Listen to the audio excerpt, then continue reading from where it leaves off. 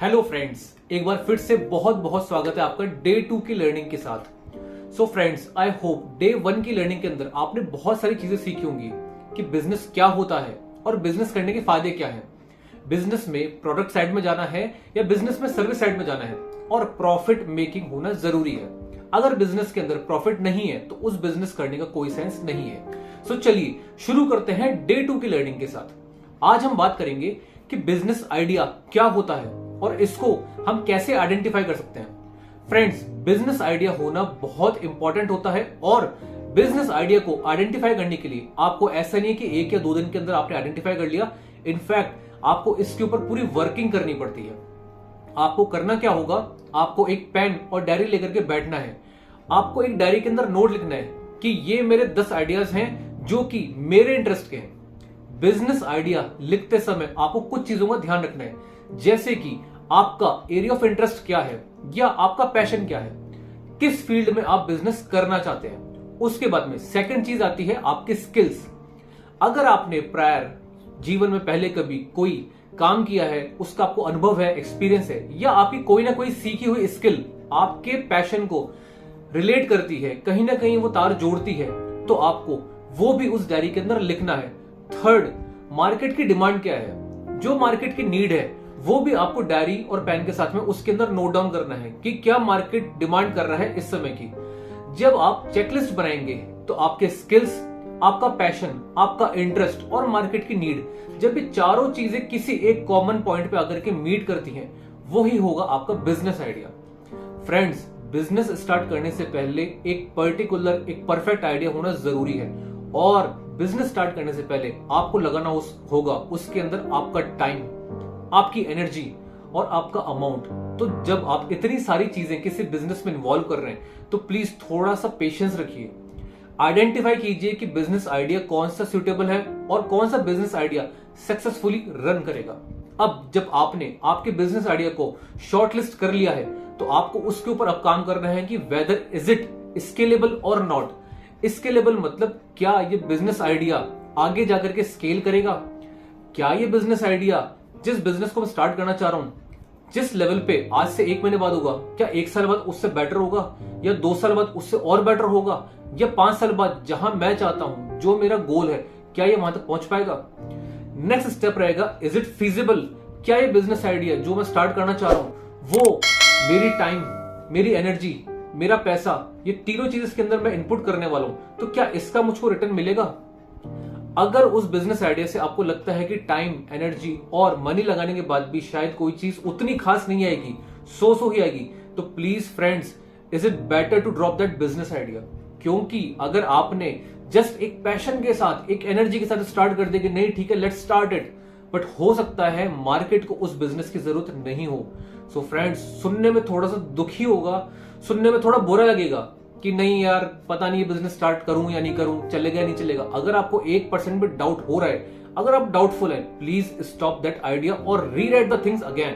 क्योंकि यहां पर आप कर रहे हैं आइडिएशन। आइडिएशन में 1 बार, 2 बार, 10 बार, 50 बार, जितनी बार भी आप अगर उसको बार बार रीस्ट्रक्चर करेंगे, डजंट मैटर। बट अगर आपने किसी भी आइडिया को बहुत जल्दीबाजी में एग्जीक्यूट कर लिया और बाद में अगर वो सक्सेसफुल नहीं हुआ और उसके फेल होने के चांसेस ज्यादा हो गए, तो फ्रेंड्स आपको बहुत हर्ट होगा। So please invest your time, money and energy in execution rather than, पहले आपको प्लानिंग में ध्यान देना है, बाद में एग्जीक्यूशन पे जाना है। अब इसके बाद में अगर आपका आइडिया वैलिडेट हो जाता है तो आपको करनी है मार्केट में जाकर के इससे एक तरह से फीडबैक। आपको बिना किसी संकोच के, बिना किसी शर्म के लोगों से पूछना है कि मेरे पास एक आइडिया है और इस आइडिया के साथ में मैं ये प्रोडक्ट या सर्विस लाना चाह रहा हूं मार्केट में, तो क्या आप इसकी सर्विस लेंगे, क्या आप ये प्रोडक्ट खरीदेंगे।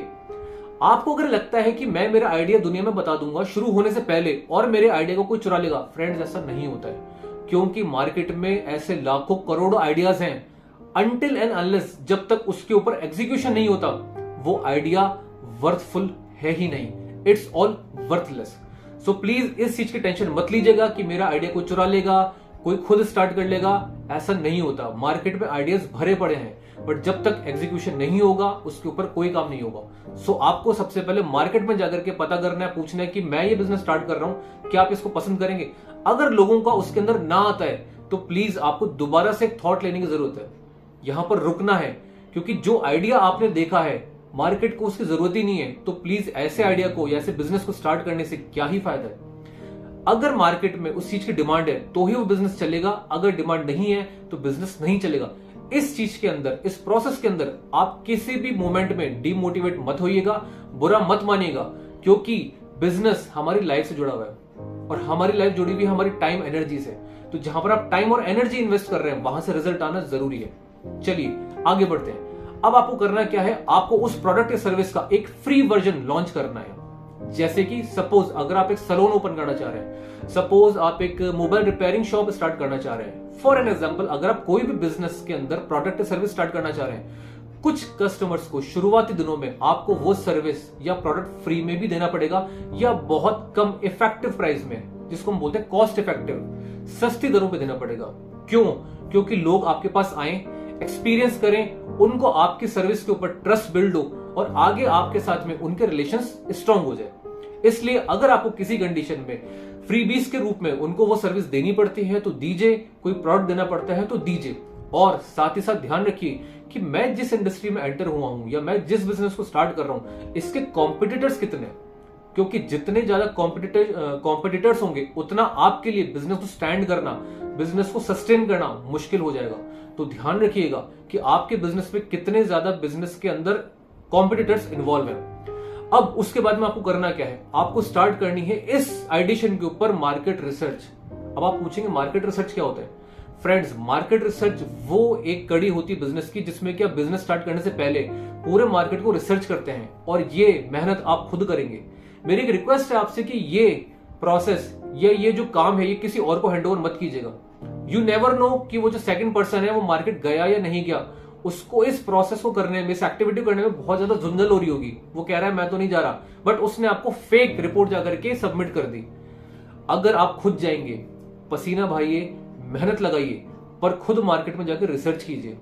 आपको हो सकता है कि आसपास के एरिया में जाना पड़े, हो सकता है आपको 10-20 किलोमीटर ट्रेवल करना पड़े। और आजकल तो फ्रेंड्स हमारे पास में बहुत सारे ऑप्शंस हैं। आप YouTube पे सर्च कीजिए, आप गूगल पे सर्च कीजिए। अगर आप प्रोडक्ट इंडस्ट्री में जा रहे हैं तो Amazon, फ्लिपकार्ट, ना जाने कितनी ऐसी साइट्स हैं जिसके ऊपर आपको कंपटीशन दिख जाएगा, जिसके ऊपर आपको अवेलेबिलिटी दिखेगी कि मैं जो सर्विस या प्रोडक्ट स्टार्ट करने जा रहा हूं उसका मार्केट में कितना डिमांड है, लोग कितने लेवल पे खरीद रहे हैं। जाकर के रिव्यू से आपको बहुत सारी क्लैरिटी मिलेगी, सो दैट आप जिस इंडस्ट्री में जाना चाह रहे हैं उसके अंदर कितना स्कोप है और कौन कौन से कॉम्पिटिटर्स अवेलेबल हैं। नेक्स्ट आपको करना क्या है, आपको FB के पेज पे जाना है, Instagram को फॉलो करना है। वहां पर भी काफी सारे बिजनेस ऑलरेडी अवेलेबल हैं, जिससे कि आपको काफी सारी इंसाइट्स मिलेगी, इंफॉर्मेशन मिलेगी।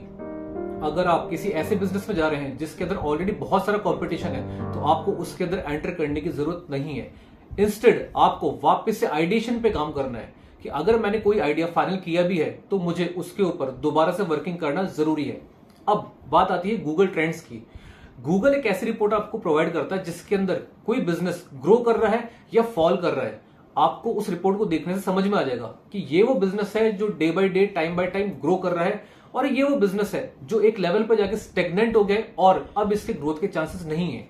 सो अगर आप बिजनेस स्टार्ट करते हैं तो सबसे पहले ये छोटी मोटी एक्टिविटीज घर बैठे कर सकते हैं, क्योंकि बिजनेस में पैसा लगाएंगे, बिजनेस में टाइम लगाएंगे, बिजनेस में एनर्जी लगाएंगे, ये सारी चीजें लगाने से पहले अगर आपने रिसर्च कर ली और प्रॉपर रिसर्च के साथ में बिजनेस स्टार्ट किया तो बेनिफिट आप ही को होने वाला है। दूसरी बात, आपको हमेशा एक छोटी सी स्टार्ट से स्टार्टिंग करनी है।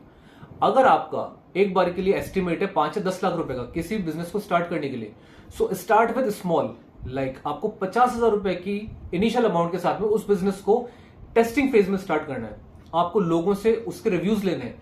अगर कोई फीडबैक नेगेटिव आता है तो उस नेगेटिव फीडबैक को पॉजिटिव में कन्वर्ट करना है, क्योंकि वो छोटा सा फीडबैक आपके बिजनेस की ग्रोथ में बहुत बड़ा मेजर रोल प्ले करेगा। अब फ्रेंड्स, मैं आपको बताता हूं कुछ ऐसे पॉइंट्स जिनका आपको बहुत जरूर से ध्यान रखना है। आप जो बिजनेस स्टार्ट करना चाह रहे हैं वो आपके इंटरेस्ट का होना चाहिए, वो आपके पैशन का होना चाहिए, बट ये कितने दिन तक चलेगा?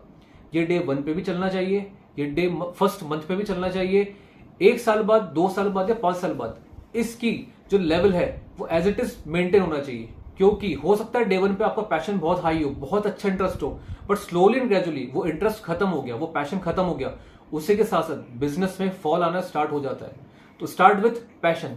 Second thing, start with market research.